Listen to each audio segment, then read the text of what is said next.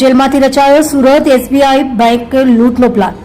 Master mind Kundan Bhagat ઝડપાયો। સુરતના વરાછા વિસ્તારમાં આવેલી એસબીઆઈ બેંકમાં થયેલી ₹52 લાખની લૂંટકાંડમાં ચોંકાવનારો ખુલાસો થયો છે। પોલીસ તપાસમાં સામે આવ્યું છે કે આ સમગ્ર લૂંટનો માસ્ટર માઇન્ડ બિહારની બેવર સેન્ટ્રલ જેલમાં બેઠેલા કુખ્યાત આરોપી કુંદન ભગતે તૈયાર કર્યો હતો। જેલમાં હોવા છતાં તે ખાસ મોબાઈલ એપ મારફતે તેના સાગરીતોને સૂચનાઓ આપતો હતો અને સુરતની બેંકને ટાર્ગેટ બનાવી લૂંટને અંજામ અપાવ્યો હતો।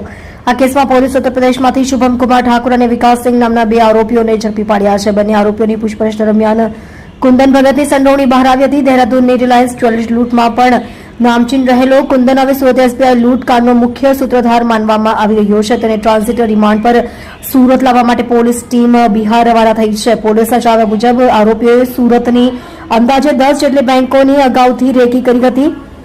સુરત મનપાની ચૂંટણી દરમિયાન પોલીસ બંદોબસ્ત અન્યત્ર વ્યસ્ત હોવાને લઈ લૂંટનો સમય પસંદ કરવામાં આવ્યો હતો। આરોપીઓએ મેટ્રો કામને કારણે ઓછી અવરજવર ધરાવતા લંબે હનુમાન રોડ પર આવેલી એસબીઆઈ બેંક શાખાને ટાર્ગેટ બનાવી હતી।